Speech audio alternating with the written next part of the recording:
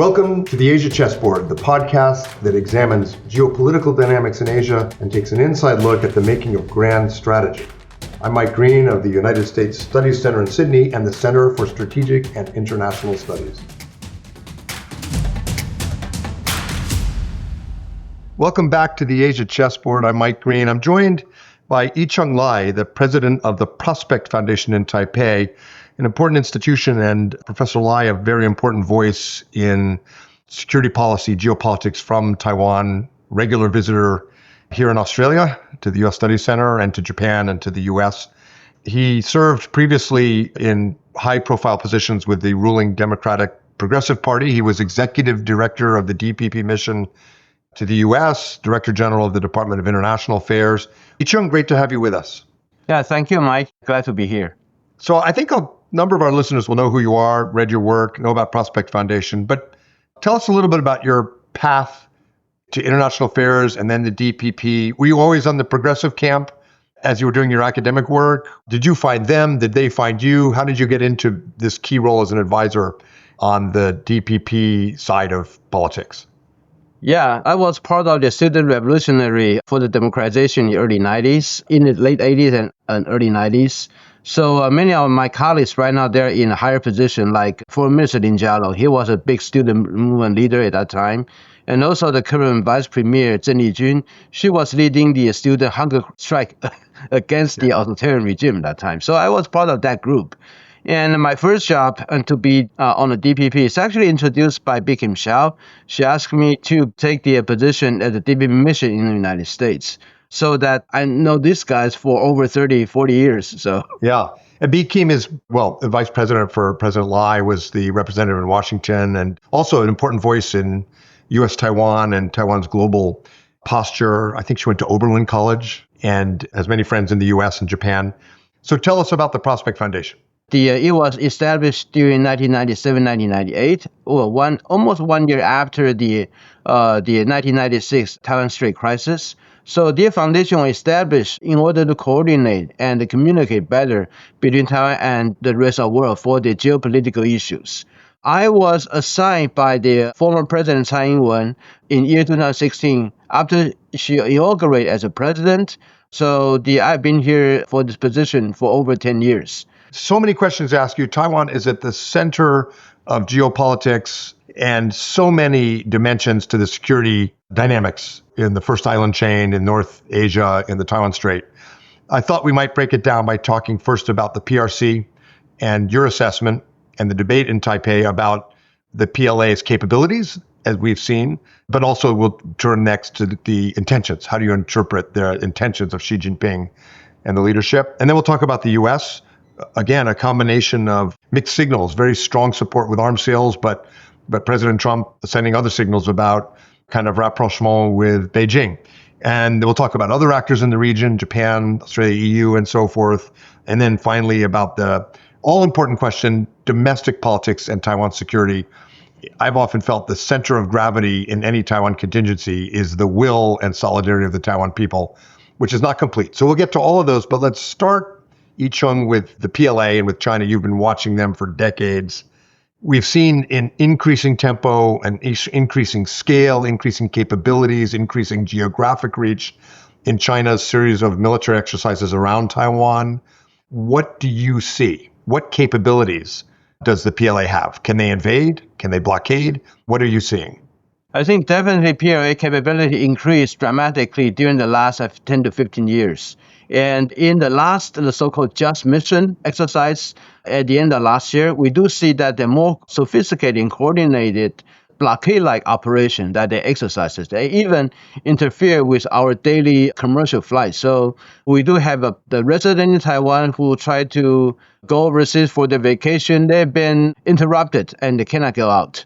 So that was the development.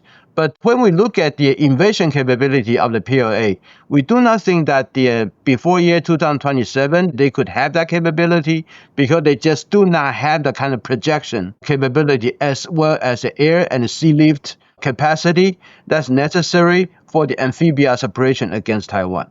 However, About the PLA capability, we do think that should they want to launch the blockade, they probably will be able to do that, and as well as the quarantine operation.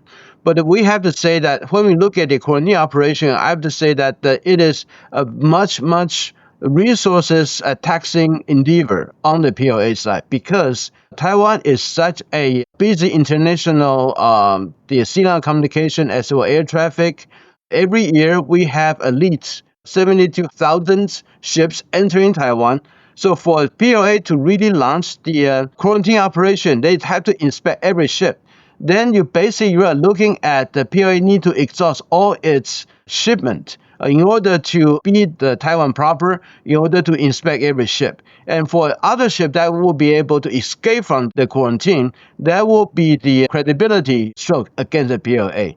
So that operation sounds they have the capability, but when they're doing it, it will be very taxing in terms of the resources. But blockade operation, definitely, we do believe that they could launch that. But however, blockade means war. So in Taiwan, that should you want to do something, we do not consider that as a gray zone operation. We will have our defensive countermeasure as well.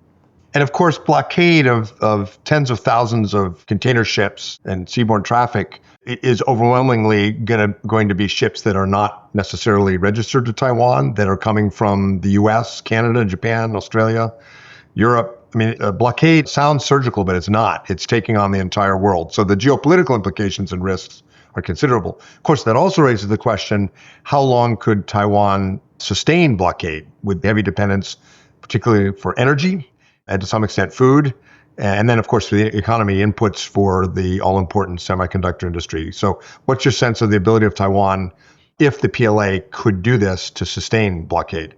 I think for Taiwan right now, in the last 2 or 3 years, the President Lai launched the Whole Society Defense Resilience Task Force, and the issue about like energy sustainability as well as other resources supply, and that has been the important question we try to address.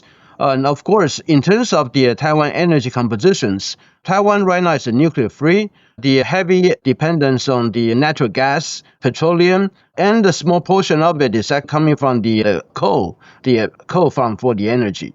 So the issue about the energy isolations by China on Taiwan, the first one is that the vulnerability will be on how the natural gas, the supply, that will be the issues.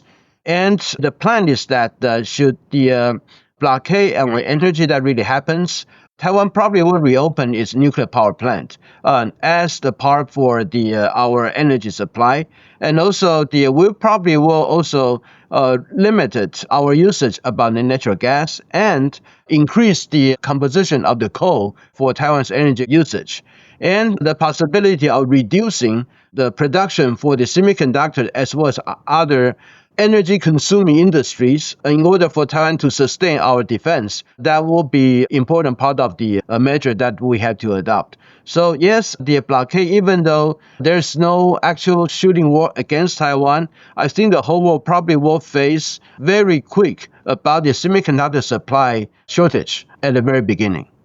Blockade is also a challenge, or counter-blockade or horizontal escalation is a problem for China too. It's not as exposed as Taiwan, but over half of the PRC's energy comes by sea. So it's a risky game for Beijing in many, many ways. But they are clearly preparing in these exercises to have the capability to implement blockade. And frankly, not just around Taiwan. You and I have discussed this, but you see parallel exercises by the PLA that seem to be in conjunction with the blockade exercises around Taiwan that involve carrier interdiction operations, practicing to intercept U.S. carrier battle groups between Japan and Guam, or exercises around Australia and New Zealand, which have the dimension of quasi-blockade or interfering with responses to a blockade. And then, of course, the South China Sea and even the Yellow Sea, the West Sea of Korea. So it looks like the pattern of PLA exercises points to a blockade strategy that would not necessarily just be limited to the area around Taiwan. I think you're absolutely correct that the PLA definitely is working on not just about on Taiwan, but also try to intercept the possible international assistance to Taiwan. And I think that is the issue that we have to prepare for.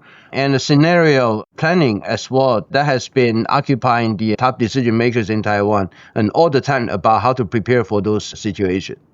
I mean, it's often said that Xi Jinping and the PLA want to fight without winning. So ultimately, Zhang Youxia, the Central Monetary Commission, would probably prefer not to use a blockade scenario and would prefer to break the will of Taiwan in other ways. So say something about cyber, ballistic missiles. What about those threats? You can't invade with cyber ballistic missiles. You can't blockade, but you can really threaten. You can do a lot of damage in different ways with those capability sets. Yeah, first talk about the cyber, right? Taiwan experienced basically the warlike situation by China and Taiwan about the cyber attack.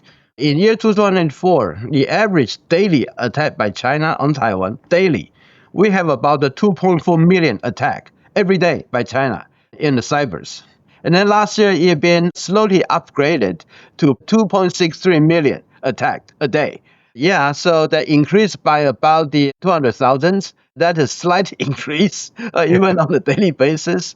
But I think that our cyber preparations, of course, at least at this moment, and everyone do not feel the kind of the interceptions or the inconvenience.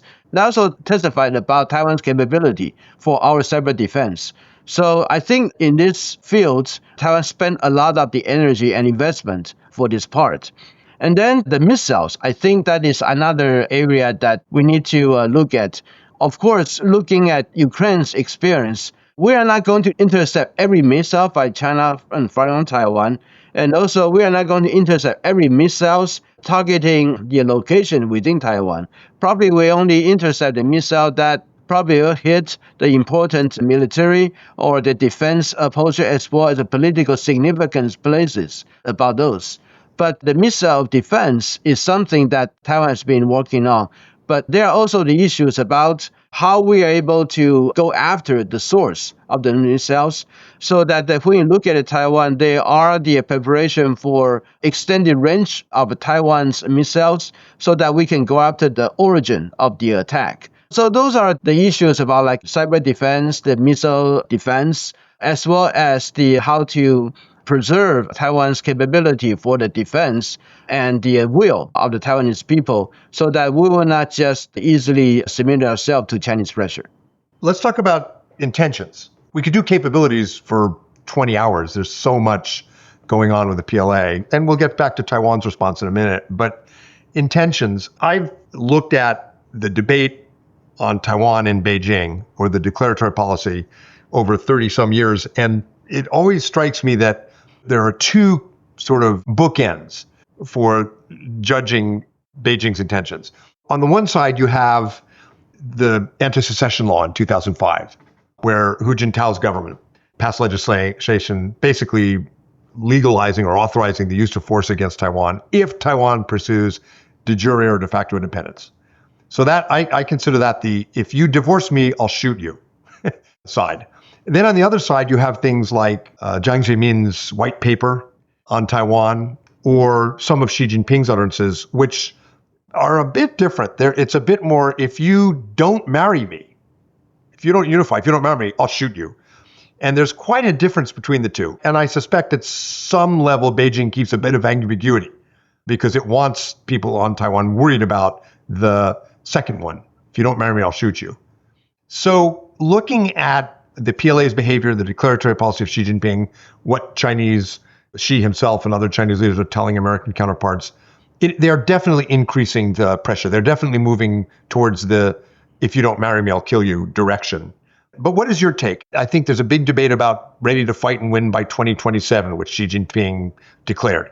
Does that mean an intention to fight and win in 2027?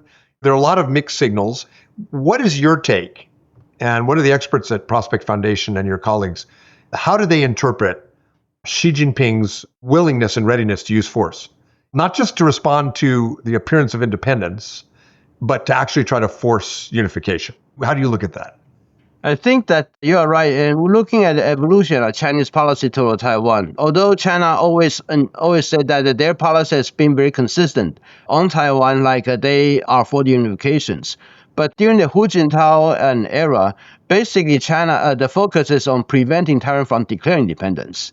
But in the Xi Jinping era, the whole focus is bring Taiwan in, whether Taiwan like it or not, even though Taiwan does not declare independence. So Xi Jinping is more for unification and at my own speed. Yes, that's right, that if you don't marry me, I'll shoot you. And when we look at Xi Jinping, his way of emphasis, and also that how he increased the PLA capability and demand for the PLA, that they need to prepare for the capability to attack Taiwan by year 2027, we believe that Xi Jinping is seriously about using forces against Taiwan. We do not take that lightly. Like the Xi Jinping would not use force against Taiwan. He just want to scare up Taiwan. We do not think that would not use force. He definitely would like to resort to force should he had the capability and the confidence that he could win a war against Taiwan. So for Taiwan right now, the issue is that we need to really boost our defense so that Xi Jinping will know that the cost will be just too high. And the international cooperation for Taiwan is also important because if Xi Jinping knows that any military action against Taiwan will touch off the international response, and the loss for China will not just about the military and some part of economic loss, but also all the paths that they build up for the international prestige will be just gone in the split seconds. That will be a huge deterrent against Xi Jinping usage against Taiwan. What do you make of the purge of General Zhang Youxia? Very close to Xi, one of the only senior PLA generals with actual combat experience against Vietnam when he was much younger. I've seen different interpretations, and I don't think people have at least people outside of government anyway, have the concrete evidence to be sure. But one interpretation is this shows there is real chaos in the PLA. There have been multiple purges, chief of the rocket forces and so forth, chief of procurement. And so really they can't fight because their top generals and admirals are so corrupt and there's so much political intrigue. So one interpretation is it's actually good news. Another interpretation is it's really bad news because it may have been that General Zhang, because he had combat experience, was cautioning against the risk of war with the US and Japan and Taiwan. And so the scary scenario is that Xi Jinping got him out of the way because he wants generals who will execute an order to attack Taiwan without pushing back. I don't think we really know, but you follow these things extremely closely. What's your take? How should we interpret that in terms of stability in the cross-strait dynamic? Yeah, about the Zhang Youxia himself, I think that all kind of different interpretations, some of them, they are even contradict each other, they're flying around. Like one set of interpretation said that Zhang Youxia, general, he is actually a hardliner along with Xi Jinping on Taiwan, but his method of the coercing Taiwan just did not work. And another interpretation about Zhang Youxia is that he has a combat experience so that he knows the capability gap of the PLA, and he tried to caution Xi Jinping, but Xi Jinping choose not to listen to him. We do not know. But the issue is that when we look at the official Chinese interpretation, like a PLA Daily, about the editorial on the Zhang Youxia, we found out that there are just not one but 4 editorial talking about the Zhang Youxia cases. And that served as an important window for us to really gauge about what China is looking at the Zhang Youxia's downfall.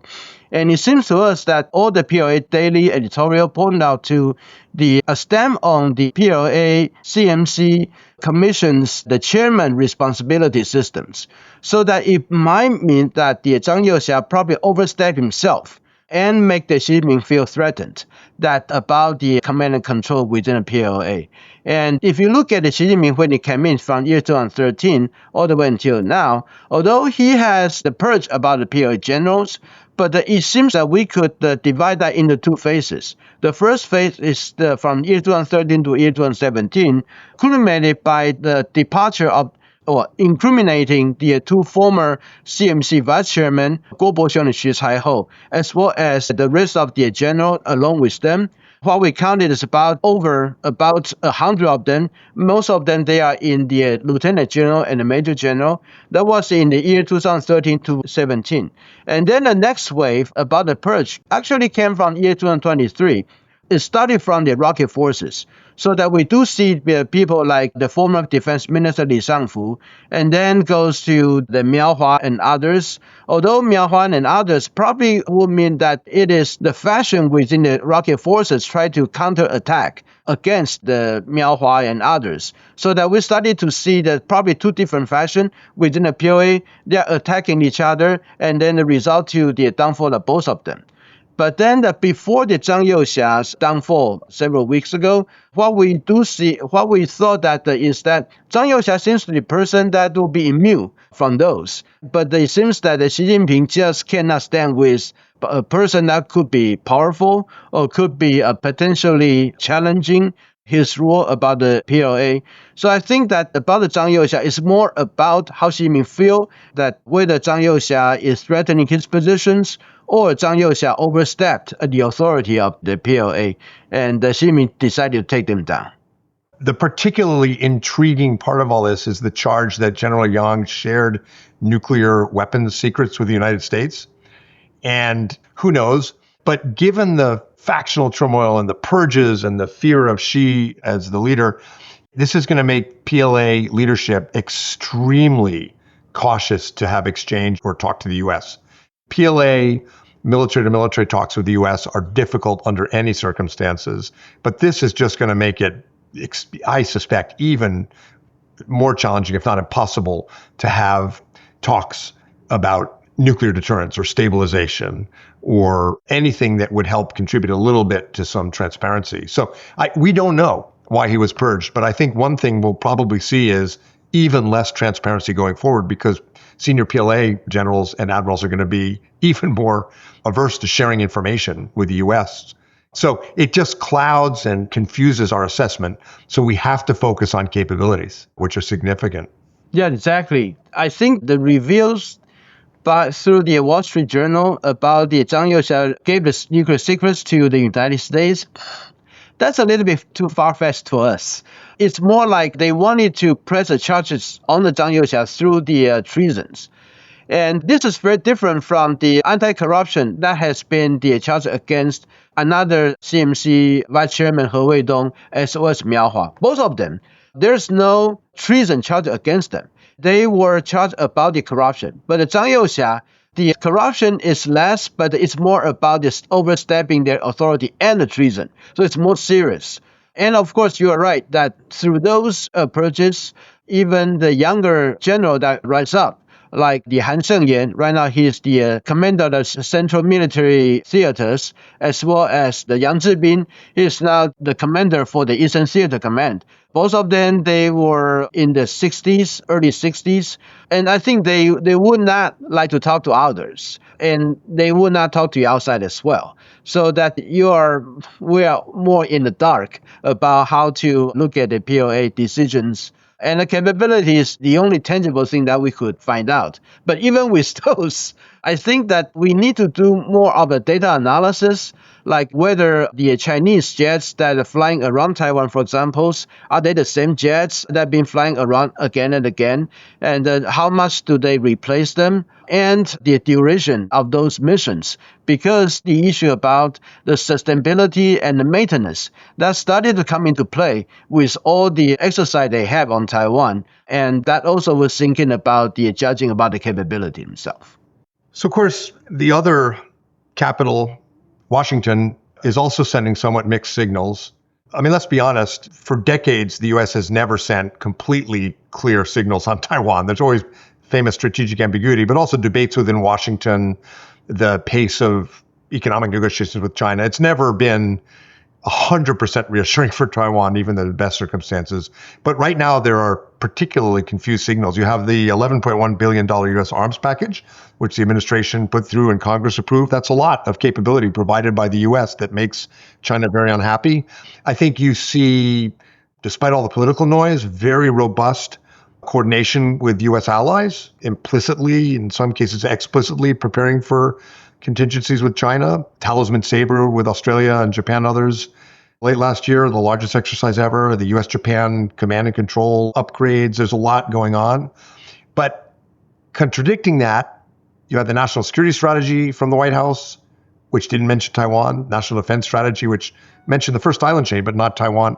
And then, of course, President Trump's expected summit with Xi Jinping in Beijing in April, which appears to be one of those, classic Donald Trump Las Vegas grand events where he doesn't want anything to upset it, including Taiwan. So really mixed signals. But tell us, we'll do capabilities in a second, but tell us how you and colleagues in Taipei are reading the intentions of the U.S. right now.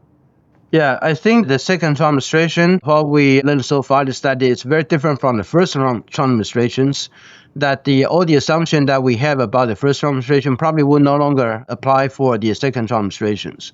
And when we look at the national security strategy, we do find that there's a reordering about the priority, especially on the foreign affairs. And it's more focused on the domestic as well as the Western Hemisphere. And Western Hemisphere, the emphasis about Western Hemisphere is so connected directly with the U.S. domestic situation, such as the drugs, as well as the illegal immigrants, and those kind of issues. But when we talk about the foreign policy and the deterrence, from the national security strategy, what we do find out is that the U.S. is very much focused on the Indo-Pacific, especially toward China. And in that context, Taiwan has been mentioned eight times. That probably was the first one we observed. And then it comes to with national defense strategy, which basically did not say Taiwan at all. So people started to wonder. But I have to say that the first island chain, that wasn't much of the terminology in the previous U.S. administration on any national defense strategy. That started to be the icon for the defense on the issue about the Indo-Pacific. And so we do find that that is a very important keywords about the judging the U.S. defense posture and its strategy as well, which basically gave us some comfort about how the U.S. is looking at these regions. And also we look at the development between Taiwan and the United States in terms of the real military and all the military cooperation. That hasn't really seen any downfall or degrade. And right now also with an arms package that the Trump administration just agreed on Taiwan, that was also the biggest and that's ever been agreed upon. So those are the reassurance signal. But of course, politically, there are also some of the ambiguity that people will find that a little bit confusing. But when we look at the tangible issues, such as the military cooperation, all the necessary development between China and the United States, and everything seems to be fine. So that is what we have so far. And we also believe that with the new priority of the United States, basically the U.S. would like to see the ally and partner to really work on their capabilities. That means that for Taiwan, for us to really be sure about the support from the United States, we have to beef up our own defense and our capability to defend ourselves. So let's talk about the other players in any Taiwan contingency. And these other players, by the way, Japan was always critical for any Taiwan contingency. It is more critical now because Japan itself is no longer a safe rear area base of operations. It is in the front lines. And it's almost unimaginable there could be a Taiwan contingency where Japan is not immediately pulled in by China. And the PLA exercises, including missile attack simulations in the deserts of North China or air or cyber other operations, missiles all indicate the plan is to assume Japan is in from the beginning.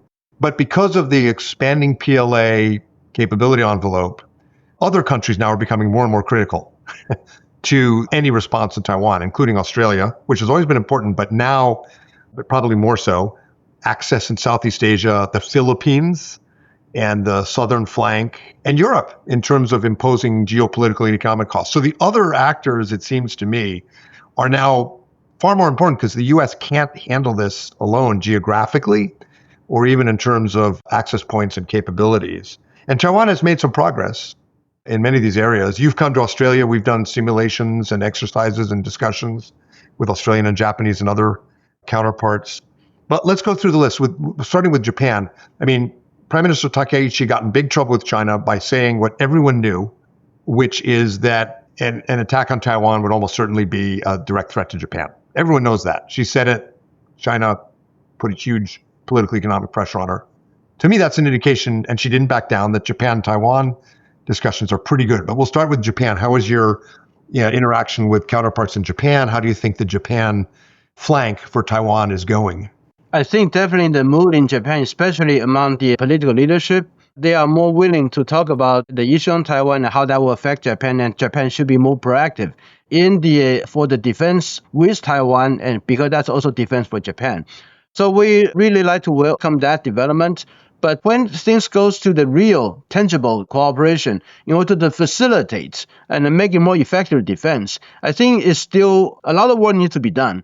Right now, that the strategic discussion, we have some on and off, but in the military, real communications, that channel needs to be established as fast as possible. We haven't been able to do that. And there are some other areas we do have some progress. But, between Taiwan and Japan is such an important and the critical link for the defense. We just had to beef up as much as possible. Another important country is Philippines on south of Taiwan. And we do notice that many of the Chinese naval activity actually through the Bashi Channel, like the channel separating Taiwan and Philippines, so that the Philippines also play a critical role in sustaining and even monitoring, and it gave us early warning about the Chinese possible activities.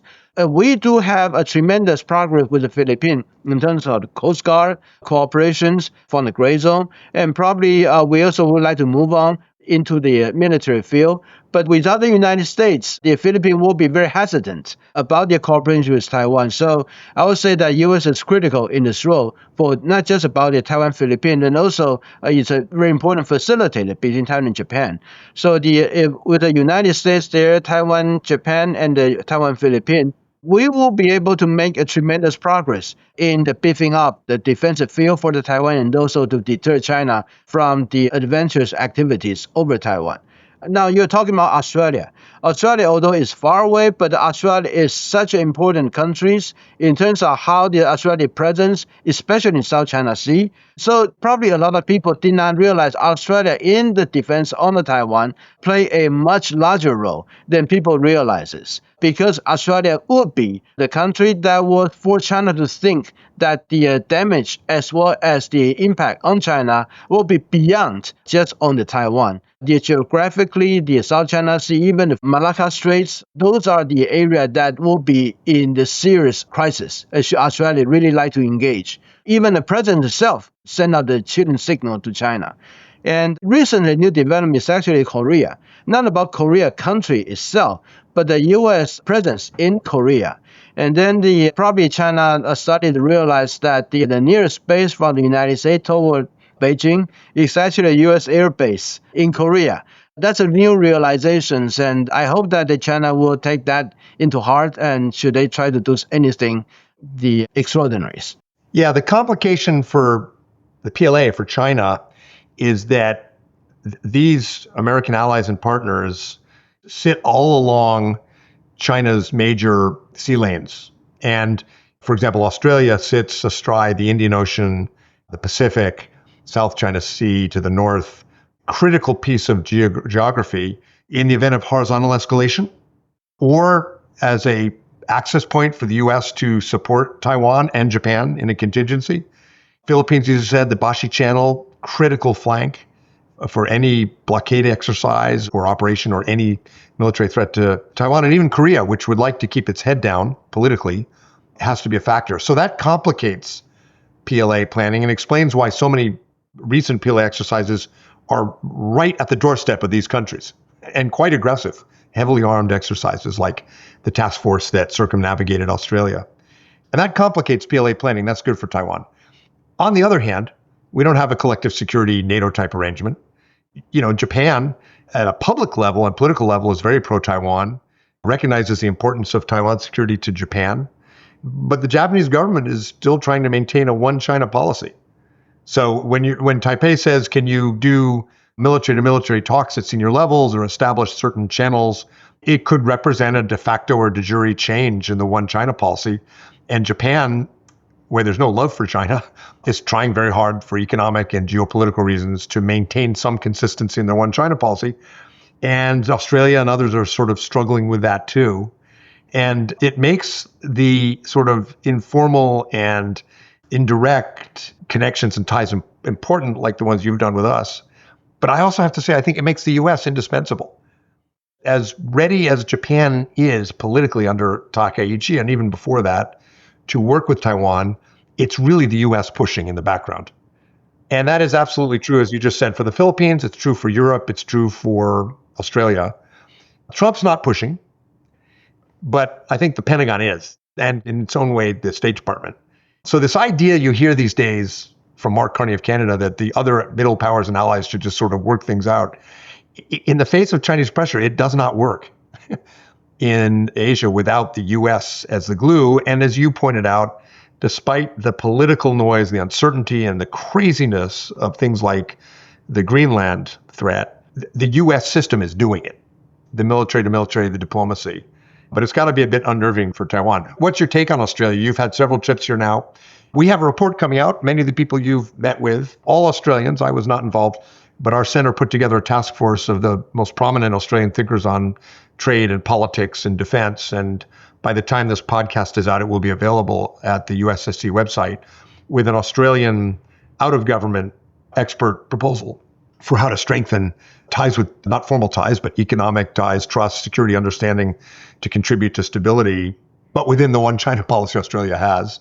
But what's your impression from your visits down under? Yeah, first of all, I thank you for having us in all those exercises that you did. So those are very valuable experience, and we get tremendous insights by joining with your team on those exercises. And for Australia, from Taiwan, about the defense, we do think that the Australia's presence, especially in South China Sea, will be quite critical for the China to really think about its sea land commerce. Should China really want to work on the adventures on Taiwan, that Australia's activities will give them some additional reason to pause. Another thing about it is that Australia is probably important U.S. ally in sustaining the U.S. presence in the Pacific, at least to keep the Pacific as free, not to be interrupted by China as much as possible. Especially, we do see the warning signs from some Pacific islands, such as Solomon Islands and others. Those are the reason for us to worry that how those islands' behavior at a critical time will impact the United States' actions. And so the Australia's presence and its activities in the Pacific Island will be important, and also for not just for the United States, but also for the defense of Taiwan as well. And finally, I'll say that one China policy that everyone can hold on, just like Japan, Australia, and Korea, and the Philippines. But in terms of the pragmatic cooperation on the pragmatic issues, that should not be the reasons that on the military side or the Coast Guard cooperations, we are hunting for the illegal or pirates activities or even something that's dangerous for all of us. And that should not be, you don't need the one China policy, take it or not having it, those issues will go away. So continue to have your own one China policy, but the cooperation should be able to proceed without interruptions. Yeah, there are plenty of opportunities for other democracies to work with Taiwan on everything from critical minerals to energy security to Coast Guard to domestic resilience, cyber, without breaking the parameters of one China policies. But often foreign ministries and bureaucracies are afraid of change. So it's going to be a slog for Taiwan and Taiwan's friends. But I think there is growing recognition. You'll see this in the task force report that we put out here in Australia. There's growing recognition that Taiwan's too important not to understand and work with.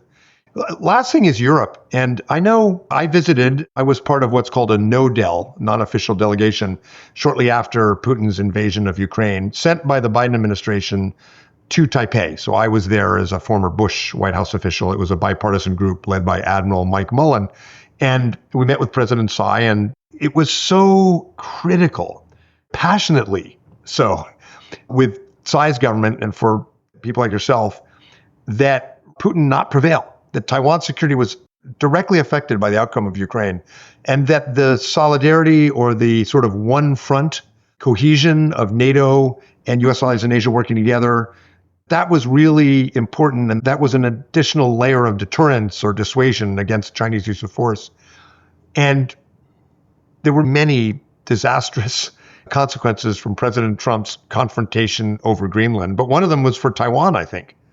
because it broke that sense of one front. And you had Mark Carney, rushing off to China, and Starmer. And the strategic signals are so important. That has to have people, the NATO rift. I don't think it's permanent, but it's deep. And that has to worry Taiwan. But how are people looking at NATO, Europe, and the sort of one front theory of how to deter China? Yeah, we do think that what's happening in Ukraine will affect Taiwan as well. Unfortunately, probably some people within Trump administration does not think that, but we still do about these connections. And we also noticed that the Russians' activity along with China on Taiwan increases dramatically in the last years. So that if the Russians prevail in its plan on Ukraine, at that time when China decided to attack Taiwan, we are going to face not just one country like China, but probably the Russians' involvement, whether directly or indirectly, that's going to be there. So that's double worry for us. I have to say that the current development between the United States and the NATO, in our view, that is a little bit unfortunate. But I have to say that we have a lot of worries on our side. So the focus right now is that, yes, we do know that there are difficulties, but we just have to, first of all, lay the trust about the system themselves and hope that system they can work themselves. Just like President Trump, his later decision regarding Greenland, despite all the controversies in the earlier statement that it raises, but in the end, it seems that it just came down just fine. But at the same time, what Taiwan need to do is that we have our worry by China and the military and all the cooperation, as well as the possible isolation blockade by China that we have to prepare for. So right now, we're full steam ahead on our end and continue to work with the Pentagon and anyone in the United States willing to listen to us, strengthening the cooperation. Right now, the current priorities. So this is I think the 123rd podcast for the Asia Chessboard. And the first few dozen, we would think of a metaphor, a chess metaphor, the rook, the queen.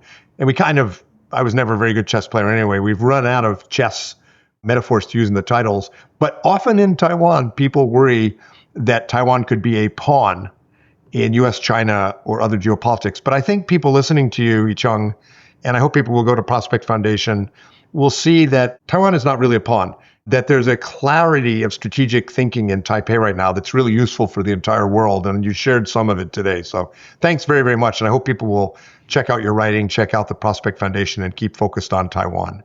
Thank you. Thank you for having me here. It's great. For more on strategy and the Asia program's work, visit the CSIS website at csis.org and click on the Asia program page. And for more on the U.S. Studies Center in Sydney, please visit ussc.edu.au.